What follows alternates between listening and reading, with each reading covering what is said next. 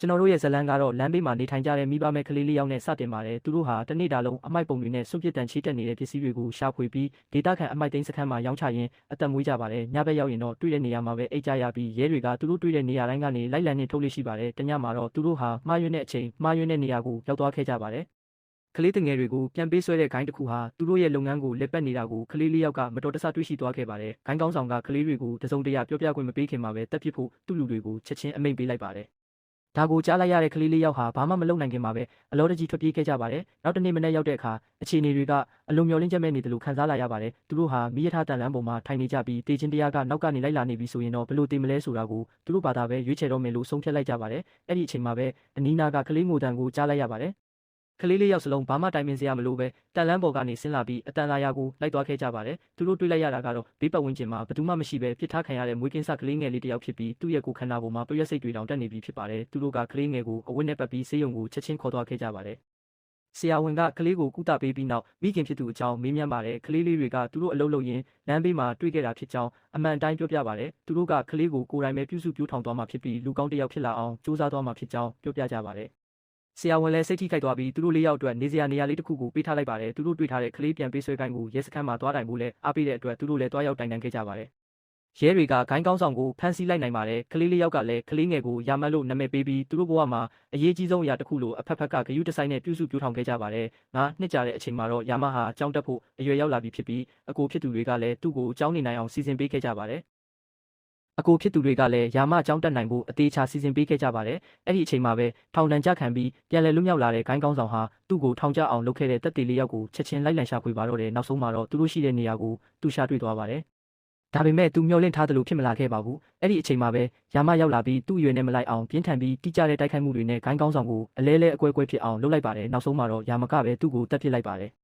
ယ်ဒီဖြစ်ရက်ကိုကြည့်နေတဲ့ဆရာဝန်ကဆုံးဖြတ်ချက်တစ်ခုချလိုက်ပါတယ်သူကအကို၄ယောက်စလုံးကိုကြောင်းသွင်းပေးလိုက်ပြီးအဲ့ဒီနေ့ကစလို့9ယောက်စလုံးကိုသူ့ရဲ့ကိုယ်ပိုင်သားသမီးတွေလိုပဲပြုစုဆောင်ရှောက်ပါတော့တယ်ဇလန်းကရှေ့ကိုဆက်သွားပြီးအရွယ်ရောက်လာတဲ့ယာမကရာဇဝတ်ဂိုင်းတစ်ခုလုံးကိုအဆင့်ဆင့်ချေမှုန်းပြီးနောက်ဆုံးမှာတော့ဂိုင်းရဲ့ထိပ်သီးကောင်းဆောင်ကိုပါရှင်းလင်းလိုက်တာကိုပြသပါတယ်ဒါဟာစက်သိန်းတစ်ခုလိုပါပဲဒါပေမဲ့အဲ့ဒီအချိန်မှာပဲသူ့အိယာဘော်ကနေလိမ့်ကျပြီးကျမ်းပြင်ပေါ်ကိုပြုတ်ကျသွားပါတယ်။အကြောင်းရင်းကတော့ဆောင်းကိုကောင်းကောင်းမချုပ်မိပဲဆောင်းလန်ကျသွားလို့ပါ။အဲ့ဒါတွေအားလုံးကအိမ်မက်တစ်ခုသာဖြစ်နေပါတယ်။တကယ်တမ်းမှာတော့ယာမဟာသူ့ရဲ့အကို၄ယောက်နဲ့အတူတအိမ်ထဲမှာနေထိုင်နေတာပါ။အကိုတွေအားလုံးကအိမ်အောင်ကြပြီးကလေးတွေနဲ့ဖြစ်နေကြပြီးအိမ်မှာကတော့နှွေးထွေးတဲ့မိသားစုဘဝလေးနဲ့ရှုပ်ထွေးပျော်ရွှင်နေကြပါတယ်။ယာမကမနက်တိုင်းဟင်းသီးဟင်းရွက်တွေလှီးပေးရပါတယ်သူကအဲ့ဒီလိုမျိုးလုပ်ရတာကိုပဲကျင့်တတ်နေသူပါသူတို့ရဲ့အိမ်ကြီးချင်းပင်ကတော့မွေးနေ့ပွဲကိုဖိတ်ကြားဖို့ရောက်လာပြီးအိမ်မှာချက်ပြုတ်ပေးနေတဲ့ယာမကိုကြည့်ကဒီအိမ်ရဲ့စဖို့မူးလေးလည်းအပြင်ထွက်ပြီးပြောပါဖို့လိုနေပြီးတော့လို့ပြောပြီးပြန်သွားပါတယ်အကိုတွေကတော့ယာမကိုအခြေအနေကတိတာနေပြီဖြစ်ကြောင်းဒီပွဲကိုစဖို့မူးတယောက်လိုမဟုတ်ပဲသူ့ကိုယ်သူပဲပုံစံမျိုးနဲ့တက်ရောက်ဖို့တိုက်တွန်းကြပါတယ်ယာမလည်းပွဲကိုသွားပါတယ်သူအခန်းထဲကိုဝင်သွားပြီးကတ်လိုက်တဲ့အခါမှာတော့အခန်းထဲကလူတွေအားလုံးသူ့ပတ်လည်မှာစုဝေးလာကြပါတယ်ဘင်ကလည်းယာမနဲ့အတူကပွဲထဲဝင်ကလိုက်ပြီးသူတို့နှစ်ယောက်ရဲ့ကကွက်တွေကအလွန်ကိုထူးခြားနေပါတယ်။အဲ့ဒီအချိန်မှာပဲမဂဇင်းတပ်ပုံဆရာတယောက်ကသူတို့ရဲ့ပုံကိုရိုက်ယူလိုက်ပါတယ်။အဲ့ဒီပုံကနောက်ပိုင်းမှာအရေးပါလာမယ့်အရာတစ်ခုဖြစ်လာမှာပါ။ကပွဲအဆုံးမှာတော့ဘင်ကယာမကိုနမ်းလိုက်ပါတယ်။နောက်တနေ့မနက်မှာတပ်ပုံပါတဲ့မဂဇင်းထွက်လာပြီးနောက်ယာမဟာတူတူတွေကိုကြောင်းပို့ပေးခဲ့ပါတယ်။ကျောင်းအုပ်ဆရာမကြီးကကလေးတွေရဲ့ဖခင်အကြောင်းမေးမြန်းတဲ့အခါရာမကသူ့အကိုဖြစ်သူဘူဘန်အကြောင်းပြောပြပါတယ်။ဘူဘန်ဟာအကို၄ယောက်ထဲမှာအကြီးဆုံးဖြစ်ပြီးဒီရုပ်ရှင်ရဲ့အထူးဇလန်းကလည်းသူနဲ့ပဲသက်ဆိုင်နေတာပါ။ဘရာဗိုလို့ခေါ်တဲ့အစိုးရဝန်ကြီးတစ်ယောက်ဟာဘူဘန်ကိုအရေးကြီးပြီးခက်ခဲတဲ့တာဝန်တစ်ခုပေးအပ်နိုင်မလားဆိုတာကိုဆုံးဖြတ်ဖို့သူ့ရဲ့ကိုရေးရာဇဝင်ကိုပြန်လည်စစ်ဆေးနေပါတယ်။ဖိုင်ထဲကအချက်အလက်တွေကတော့ကျွန်တော်တို့ကိုအတိတ်ကိုပြန်ခေါ်သွားပါတယ်ဒီဟာဘေးယာမြို့မှာရိုးသားတဲ့အစိုးရပါတီနဲ့ဘန်နာဆိုသူနဲ့သူ့ရဲ့တမတ်ဖြစ်သူပါလင်တို့ဦးဆောင်တဲ့အတိုက်ခံကိုင်းတို့ကြားရွေးကောက်ပွဲရှင်ပြိုင်နေကြပါတယ်သူတို့နှစ်ယောက်လုံးကရွေးကောက်ပွဲကိုမျှတစွာရှင်ပြိုင်ဖို့စိတ်ဝင်စားသူတွေမဟုတ်ကြပါဘူးဘူဘန်ဟာရွေးကောက်ပွဲကိုအလိမ်ညာမပါပဲဖြစ်မြောက်အောင်တာဝန်ယူထားရတဲ့အရာရှိပါသူ့ရဲ့လက်ထောက်ကလက်ပေးလက်ယူငွေတွေတည်ဆောင်လာတယ်ဆိုတဲ့သတင်းရထားတဲ့ရင်တစည်းကိုတတိထားမိပြီးဘူဘန်ကိုတိုင်ကြားပါတယ်ဘူဘန်လည်းအဲ့ဒီကားကိုတားဆီးစစ်ဆေးရမှာမဲဝဲဖို့အတွက်ရည်ရွယ်ထားတဲ့ငွေသားအမြောက်များကိုရှာဖွေတွေ့ရှိခဲ့ပါတယ်အဲ့ဒီကားဟာဘန်နာရဲ့လုပ်ငန်းစုပိုင်ဆိုင်တာဖြစ်တဲ့အတွက်ဖမ်းဆီးမှုပြုလုပ်လိုက်ပါတယ်မကြမီမှာပဲဘာလင်ကဘူဘန်စီကိုတိုင်လာပြီးကားနဲ့ငွေတွေကိုပြန်လွှတ်ပေးဖို့အတွက်ငွေတန်း25တန်းနဲ့လက်ထိုးပါတယ်ဘူဘန်ကနားထောင်နေပြီးကားတော့ကိုတောင်းကြည့်ပါတယ်တော့ကိုရတဲ့အခါသူ့လက်ထောက်ကိုပေးပြီးအမှုဖွင့်ဖို့ညွှန်ကြားလိုက်ပါတယ်အဲ့ဒီအချိန်မှာဘာလင်ကလက်ထောက်ကိုဆွဲကင်ပြီးညှစ်ထားလိုက်ပါတယ်ဘူဘန်ကအေးဆေးပဲကြည့်နေပြီးအဲ့ဒီလိုဆက်လုပ်နေရင်ဒီကောင်လေးတည်သွားလိမ့်မယ်လို့ပြောလိုက်ပါတယ်ဘာလင်ကဆက်ပြီးညှစ်ထားပြီးချင်းချောက်ပေမဲ့ဘူဘန်ကတော့တလက်မတောင်နောက်မဆုတ်ခဲ့ပါဘူးလက်ရှိအချိန်ကိုပြန်ရောက်တဲ့အခါယာမဟာဘာလင်ရဲ့နိုင်ငံရေးသမားတွေကိုခိုင်းစေနေတဲ့စက်ရုံကိုရှာတွေ့သွားပါတယ်။သူဟာအဲ့ဒီမှာရှိတဲ့လူတစ်ယောက်ချင်းစီကိုရှင်းလင်းပြီးနောက်ဘာလင်ရဲ့ရုံးခန်းထဲကိုတန်းတိုးဝင်သွားပါတော့တယ် ယာမဟာစက်ယုံတွေကလူတွေကိုတယောက်မကြံရှင်းလင်းပြီးနောက်ဘာလင်ရဲ့ရုံးခန်းထဲကိုဝင်သွားကဘာလင်ကိုလူပုံစံပြတ်သွားတဲ့အထိလှုပ်လိုက်ပါတယ်သူကဘာလင်ကိုအပြင်ဘက်ကိုဆွဲခေါ်ထုတ်လာပြီးအဲ့ဒီနေရာမှာစောင့်နေတဲ့သတင်းထောက်တွေရှိကိုပို့လိုက်ပါတယ်ယာမကငါအကိုကိုနောက်တစ်ခါထပ်ထီကြည့်စမ်းအခုတွေ့နေရတာကမင်းတို့ခံရမယ့်အထဲမှာအ ਨੇ ဆုံးပဲရှိသေးတယ်လို့သတိပေးလိုက်ပါတယ်ဘန္နာကတော့ဒီအဖြစ်ပြက်အတွက်လက်တုံ့ပြန်တဲ့အနေနဲ့အချင်းပြက်ချစားတဲ့အရာရှိတယောက်ကိုယာမရဲ့အကိုရီစီဆေလွတ်လိုက်ပါတယ်မင်းတို့ညီကိုခေါ်ပြီးဘာလင်ကိုတောင်းပန်ခိုင်းလိုက်မဟုတ်ရင်မင်းတို့မိသားစုတစ်ခုလုံးအတွက်အသက်အန္တရာယ်ဖြစ်လာလိမ့်မယ်လို့ချင်းချောက်ပါတယ်ယာမရဲ့ရဲရင်မှုကြောင့်သူ့ပတ်ဝန်းကျင်ကလူတွေအန္တရာယ်ဖြစ်မှာကိုစိုးရိမ်တဲ့အကိုဖြစ်သူကဒီသတင်းစကားကိုယာမစီပြောပြပါတယ်သူတို့ညီကိုတွေလည်းအဲ့ဒီလူတွေနဲ့တွေ့ဆုံဖို့တွားကြပါတယ်ဘန်ဒါရဲ့လူတွေကတော့တောင်းပန်တဲ့အခါလူအများရှိမှဒူးထောက်ပြီးအရှုံးပေးတဲ့ပုံစံမျိုးနဲ့တောင်းပန်မှရမယ်လို့ပြောပါတယ်ယာမကအခန်းထဲကိုတစ်ချက်ဝေ့ကြည့်လိုက်ပြီးအဲ့ဒီအခွင့်အရေးကပြီးသွားပြီလို့ပြောလိုက်ကသူ့ကိုအမိန်ပေးနေတဲ့လူရဲ့မျက်နှာကိုတရွေ့ထွေးလိုက်ပါတယ်ပြီးနောက်အဲ့ဒီနေရာကနေထွက်လာရင်သူ့ရဲ့သဘောထားကိုပြက်ပြက်တသားသိတာစေဖို့အတွက်အနီးနားကလူအချို့ကိုလည်းထိုးချိတ်သွားပါသေးတယ်အိမ်ပြန်ရောက်တဲ့အခါအကိုရီရဲ့ဇနီးတွေကိုတော့သူကအရာအလုံးကိုလှလှပပတောင်းပန်လိုက်ပြီးငင်းချမ်းစွာဖြည့်ရှင်းပြီးသွားပြီလို့လိန်ပြောလိုက်ပါတယ်သူပြောနေရင်းနဲ့ရေမောနေပေမဲ့ဘသူမှသူ့စကားကိုမယုံကြပါဘူးအကိုတယောက်ကတော့သူ့ဇနီးကိုတီးတန့်ခေါ်ပြီးယာမရဲ့ကြောက်ရွံ့မှုကင်းမဲ့တဲ့စိတ်ဓာတ်ကပဲနောက်ဆုံးမှာသူချစ်ရတဲ့သူတယောက်ကိုအသက်အန္တရာယ်ဖြစ်စေမှာကိုငါကြောက်တယ်လို့ယင်ဖွင့်ပါတယ်မိသားစုတွေကယာမကိုအိမ်အောင်ပြုဖို့စီစဉ်ပေးခြင်းအဖြစ်သူ့ရဲ့ဒေါသတွေကိုထိန်းချုပ်ပေးနိုင်မဲ့တာဝန်တစ်ခုခုပေးခြင်းကြပါတယ်သူတို့လည်းသူတို့သမီးလောင်းရဲ့မိသားစုစီတွားရောက်ကြပါတယ်မိခင်ဖြစ်သူကယာမကိုအကဲခတ်ပြီးကိုပိုင်မြင်နဲ့ဆုံးဖြတ်ချက်ချပါတယ်သမီးဖြစ်သူစီတာကတော့အပေါ်ထပ်မှာအသင့်ပြင်နေပါတယ်သူတို့ရောက်တဲ့အခါမိခင်ကစီတာကိုခေါ်လိုက်ပါတယ်စီတာကအဝတ်စားလဲဖို့10မိနစ်လောက်အချိန်ပေးပါလို့ပြောပေမဲ့မိခင်ကမင်းစီကိုလာတဲ့သူကဘာမှပြင်ဆင်မလာပဲလာတဲ့အခါမင်းလည်းအခုရှိတဲ့အတိုင်းပဲဆင်းလာခဲ့လိုက်ပါလို့ပြောပါတယ်စီတာဆင်းလာတဲ့အခါယာမကသူ့ကိုမြင်လိုက်ရပါတယ်ယာမအတွက်တော့စီတာကိုမြင်လိုက်ရတဲ့ခံစားချက်ကလုံးဝကိုထူးခြားနေပါတော့တယ်ယာမရဲ့မျောလင်းထားချက်ထက်ပိုမိုထူးခြားနေပြီးစီတာဘက်ကလည်းအလားတူခန်းစားချက်မျိုးဖြစ်ပေါ်နေပုံရပါတယ်မိခင်ဖြစ်သူကတော့ချက်ချင်းဆိုသလိုပဲအလုတ်ကိုင်းနဲ့ပတ်သက်ပြီးစစ်ဆေးမြင်မြတ်မှုတွေကိုစတင်လိုက်ပါတယ်မင်းပါအလုတ်လုပ်လဲလို့မေးတဲ့အခါယာမကသူ့အလုတ်အကြောင်းကိုရိုးသားစွာပဲဖြေလိုက်ပါတယ်ဒီပတ်ဝန်းကျင်မှာအလုတ်ကိုင်းရှာရခက်ခဲပုံအကြောင်းကိုရိုးသားစွာဖွင့်ဟပြောဆိုလိုက်ပေမဲ့မိခင်ဖြစ်သူအတွက်တော့စိတ်ချရတဲ့အဖြေမျိုးမဟုတ်ခဲ့ပါဘူးသူမကသမီးဖြစ်သူအတွက်သူမရဲ့မျောလင်းချက်တွေကိုစတင်ပြောပြပါတော့တယ်ကော်ဖီကိုလေ့ကျင့်ရေးမစင်းခင်အစင်းသင်းဖြစ်နေရမယ်အပြန်မှာနက်နက်စာနဲ့ဖြော်ရည်အစင်းသင်းရှိရမယ်တိုက်ခန်းကိုအမြဲတမ်းတက်တက်ရရဖြစ်နေရမယ်စသဖြင့်အစီအပြောပြပါတယ်ယာမလည်းဒီချက်တွေကိုနားထောင်ပြီးတခုခုပြောချင်နေပေမဲ့နောက်ဆုံးမှာတော့အားလုံးကိုနားလည်ကြောင်းပဲပြန်ပြောလိုက်ပါတယ်မိခင်ကသမီးဖြစ်သူဘယ်တော့မှစိတ်မချမ်းသာဖြစ်လို့မရဘူးဖြစ်ခဲ့ရင်လည်းတောင်းပန်ရမယ်လို့ထပ်ဖြည့်ပြောပါတယ်ယာမကလည်းကျွန်တော်စီတာကိုရောအမေကိုရောနောက်ဆုံးဒီနိုင်ငံကိုပါတောင်းပန်ပါမယ်လို့ပြန်ပြောလိုက်တဲ့အခါသူ့အကိုတွေကအခြေအနေကိုထိမ့်သိမ့်ပေးလိုက်ရပါတယ်မိခင်ဖြစ်သူကစီတာရဲ့စစ်စစ်ချက်တွေကိုထုတ်ပြပြီးယာမလည်းအတွေးစစ်ဖို့လိုအပ်ကြောင်းပြောပါတယ်ယာမလည်းသဘောတူလိုက်တဲ့အတွက်ဆရာဝန်ကိုချက်ချင်းခေါ်လိုက်ပါတယ်တွေးယူနေတဲ့အချိန်မှာပဲအပြင်ဘက်လမ်းမပေါ်မှာရုံရင်ဆန်ခတ်ဖြစ်လာပါတော့တယ်မိန်းကလေးတယောက်ကိုစော်ကားဖို့ကြိုးစားတဲ့လူတယောက်ကိုအမျိုးသမီးငယ်အုပ်စုတစုကဖမ်းဆီးပြီးပြင်းပြင်းထန်ထန်အေးအေးယူနေကြတာပါအဲ့ဒီအုပ်စုထဲမှာအားထက်ဆုံးပါဝင်နေသူကတော့ယာမရဲ့အကိုတယောက်ရဲ့ဇနီးဖြစ်သူဘော်ဘီပါပဲသူမဟာကလေး6ယောက်မိခင်ဖြစ်ပြီးဒီလိုအဆင်မပြေတဲ့အခြေအနေမျိုးကိုဘယ်တော့မှလက်ပိုက်ကြည့်နေတတ်သူမဟုတ်ပါဘူးယာမရဲ့မိသားစုဝင်တွေအားလုံးလမ်းတစ်ဖက်ကနေကြည့်နေကြပြီးသူတို့နဲ့ပတ်သက်မှုရှိတယ်လို့မထင်ရအောင်ပြတင်းပေါက်နာကနေချက်ချင်းရှောင်ထွက်သွားကြပါတယ်လမ်းပေါ်ကအဖြစ်ပြက်တွေအပြီးမှာမိသားစုဝင်တွေစုဝေးပြီးဒီမင်္ဂလာကိစ္စကိုဆွေးနွေးကြပါတယ်ဘူပန်ကတော့ဒီကိစ္စဟာအဆင်မပြေနိုင်ဘူးလို့ခန်းစားမိကြောင်းပြောပါတယ်သူ့ဇနီးကတော့ယာမကိုပဲဆုံးဖြတ်ခိုင်းလိုက်ပါလို့ပြောပြီးယာမကိုတိုက်ရိုက်မိလိုက်ပါတယ်မင်းတကယ်ပဲစိတ်ဝင်စားလားလို့မေးတဲ့အခါယာမကသူကလှပပါတယ်ဒါပေမဲ့မိခင်ဖြစ်သူရဲ့စီကံတွေကိုဘယ်လိုလိုက်ရောရမလဲမသိဘူးလို့ဖြေလိုက်ပါတယ်အဲ့ဒီအချိန်မှာပဲစီတာရောက်ရှိလာပါတယ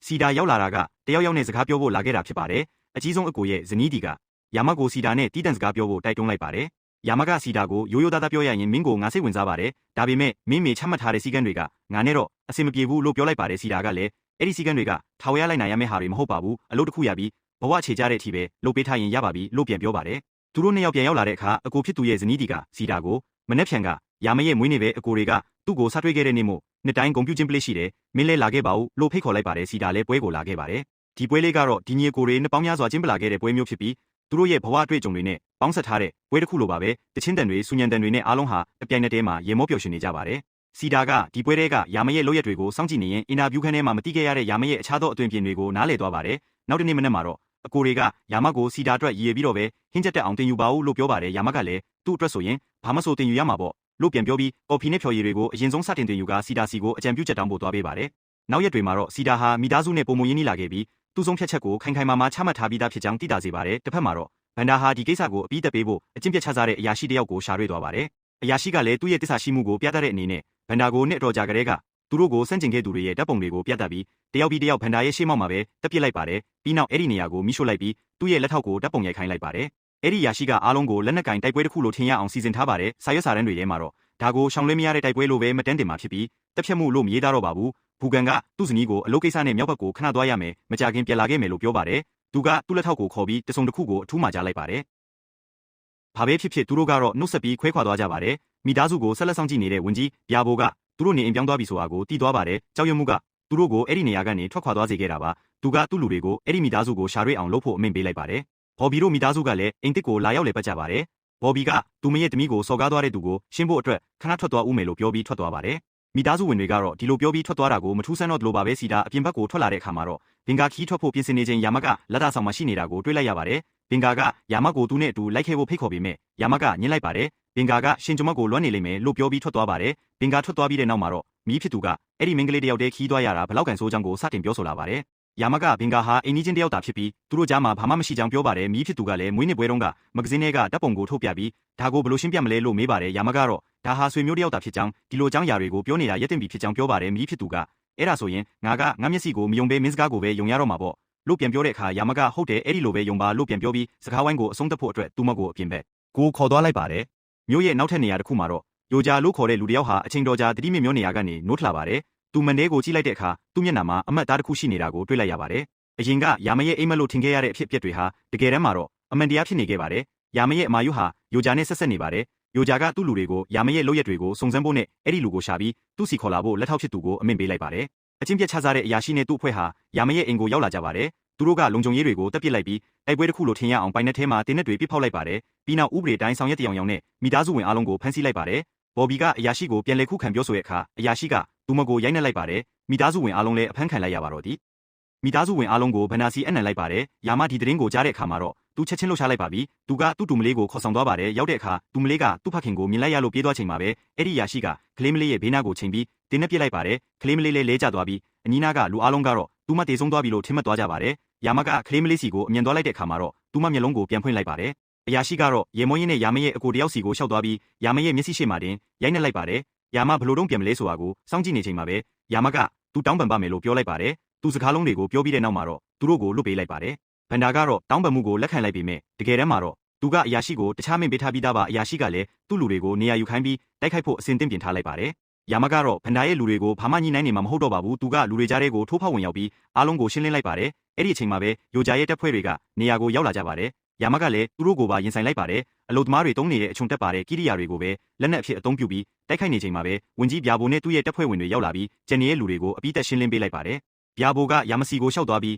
ဒီဒေတာကိုကေတင်နိုင်မဲ့သူကမင်းပဲလို့တိုက်ရိုက်ပြောလိုက်ပါတယ်သူကအခြေအနေအားလုံးကိုရှင်းပြပါတယ်ဒီဟာမျိုးဟာအလုသမားတွေနဲ့ပြည်내နေရဲ့မျိုးတစ်မျိုးဖြစ်ပေမဲ့ယိုဂျာရဲ့ပုဂ္ဂလိကစစ်တပ်ကြောင့်နှစ်ပေါင်းများစွာအစိုးရထိန်းချုပ်မှုအောက်မှာမရှိခဲ့ပါဘူးဗျာဘိုကအဲ့ဒီနေရာမှာရွေးကောက်ပွဲကျင်းပဖို့စ조사တဲ့အခါယိုဂျာရဲ့လူတွေကရွေးကောက်ပွဲလုပ်ငန်းစဉ်တွေကိုဖျက်ဆီးပစ်ခဲ့ကြပါတယ်ယိုဂျာကဗျာဘိုရဲ့ရုံးခန်းစီကိုလာရောက်ပြီးကိုယ်စားလှယ်လောင်းတွေအတွက်လို့ဆိုကအမျိုးသမီးလက်ကောက်တွေကိုပေးပြီးဒီတစ်ခါတော့အလုပ်ပေးလိုက်မယ်နောက်တစ်ခါထက်လို့ရင်ဘာဖြစ်မယ်ဆိုတာမင်းသိတယ်နော်လို့ချင်းချောက်ခဲ့ပါတယ်ဗျာဘိုကတော့ဒီခြေနေကိုရင်ဆိုင်နိုင်ဖို့အတွက်ရိုးသားပြီးအရေးချင်းရှိတဲ့သူတယောက်ကိုအလိုရှိနေခဲ့တာပါဗျာဘိုကဘူကန်ကိုအဲ့ဒီနေရာမှာတာဝန်ပေးလိုက်ပါတယ်ဘူကန်ကိုအငင်းပွားနေတဲ့နေမြေအတွက်ရွေးကောက်ပွဲရရှိအဖြစ်ခန့်အပ်ပြီးသူ့နောက်မှာစစ်သားတွေနဲ့အကာအကွယ်ပေးထားကဒေသခံပြည်သူတွေကိုမကြောက်ရွံ့ပဲမဲပေးကြပါအကာအကွယ်ပြည့်ဝရှိပါတယ်လို့တိုက်ရိုက်ပြောကြားလိုက်ပါတယ်သူကဒီမြေကိုအဲ့ဒီမှာနေထိုင်တဲ့ပြည်သူတွေစီပြန်လည်ပေးအပ်ဖို့စ조사နေတာပါအဲ့ဒီနေ့လေခင်းမှာပဲမိသားစုဝင်တွေကဖျားเจ้าတစ်ခုကိုရောက်သွားကြပြီးဘုန်းတော်ကြီးစီကနေဘဝပေါင်းဖက်လို့သူနှစ်ဦးဟာတန်ရှင်းတဲ့အရာဝတ္ထုကိုအတူတူမပြီးခေါင်းလောင်းကြီးကိုအတူတူမြင်အောင်လုပ်ရမယ်ဆိုတဲ့အယူဆတစ်ခုကိုကြားသိလိုက်ရပါတယ်ယာမကစီတာကိုပွေ့ချီလိုက်ပြီးစီတာကခေါင်းလောင်းကိုမြင်အောင်တီးခတ်လိုက်ပါတယ်သူတို့နှစ်ယောက်လုံးပြုံးပျော်နေကြပါတယ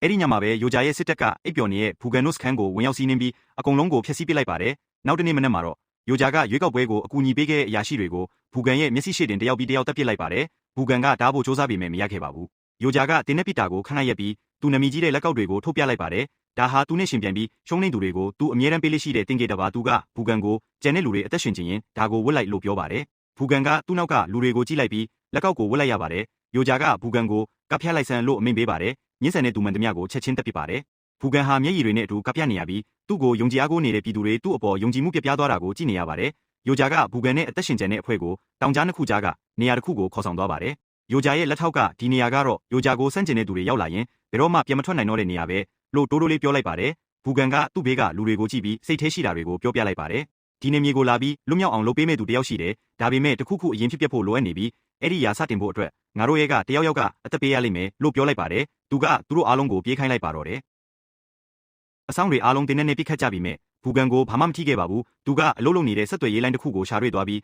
ယာမစီကိုဖုံးခေါ်က ငါစီကိုလာခဲ့ပါလို့ပြောလိုက်ပါတယ်အဲ့ဒီနောက်မှာတော့အဆောင်တွေရောက်လာပြီးဖုန်းလိုင်းပြတ်တောက်သွားပါတော့တယ်ယာမဟာလေစိတ်တစ်ခုမှရောက်နေပြီးဖုန်းတန်အောင်မဆုံးခင်မှာပဲပြေးထွက်သွားပါတော့တယ်ယိုဂျာကဖုန်းခေါ်ဆိုမှုအကြောင်းသိသွားပြီးတော့စောင့်နေလိုက်ညီကိုနှစ်ယောက်လုံးကိုတခါတည်းရှင်းပြမယ်လို့စီစဉ်ပါတယ်ယာမရောက်လာတဲ့အခါဘူကန်ကမလာနဲ့လို့ငါပြောထားတာကိုလို့ပြောလိုက်ပေမဲ့ယာမတွက်တော့ဘသူစကားမှအရေးမကြီးပါဘူးသူကမြင်းနဲ့တကောင်ကိုစီးပြီးရောက်လာခဲ့တာပါယိုဂျာရဲ့တပ်ဖွဲ့ဝင်အားလုံးကသူ့ကိုဝိုင်းထားလိုက်ကြပါတယ်နောက်ဆုံးမှာတော့ယာမကိုဖမ်းဆီးပြီးယိုဂျာရဲ့ရှေ့မောက်ကိုခေါ်ဆောင်သွားပါတယ်ယာမကယိုဂျာကိုငါလာလမ်းမှာမင်းလူ300ကိုတက်ခဲ့တယ်လာတော့ကတရားဘေးနားမှာတရားရောက်ပြီးမှနောက်ထပ်တရားလို့တည်ငြိမ်နေလေတဲ့နဲ့ဒေါသထွက်စရာကောင်းအောင်ပြောလိုက်ပါတယ်ယိုဂျာလည်းယာမကိုချက်ချင်းတက်ပစ်ဖို့အမိန့်ပေးပါတယ်ဒါပေမဲ့ပြဿနာကယာမနဲ့နီးကပ်လာတဲ့သူမှန်သမျှဟာယာမရဲ့လက်ချက်နဲ့တေဆုံးသွားရတာပါပဲယာမကသူ့လက်တွေကိုလွတ်အောင်ယုံလိုက်ပြီးဘူကန်ကိုကင်ထားတဲ့လူနှစ်ယောက်ကိုဖယ်ရှားကသူ့ညီကိုနဲ့ကြံရစ်တဲ့အဖွဲ့သားတွေလွတ်မြောက်သွားအောင်အားလုံးကိုတိုက်ခိုက်ရှင်းလင်းလိုက်ပါတယ်ယိုဂျာနောက်ဆုံးတစ်ကြိမ်ပေါ်လာပြီးယာမရဲ့အကာအကွယ်တွေကိုဖျက်ကျော်စရာမလိုပဲယာမချစ်ဆုံးဘူကန်ရဲ့ဝမ်းပိုက်ကိုဓာတ်နဲ့ထိုးဆိုင်လိုက်ပါတယ်ယာမရဲ့တုံ့ပြန်မှုကတော့ထိမ့်မနိုင်သိမရဖြစ်သွားပါတော့တယ်ယိုဂျာလဲကျသွားတဲ့အထိယာမကသူ့ကိုဒဏ်ရာတွေနဲ့ပြင်းနဲ့သွားအောင်တိုက်ခိုက်လိုက်ပါတယ်ပြီးနောက်သူ့အကိုဘေးမှာဒူးထောက်ထိုင်ချလိုက်ပြီး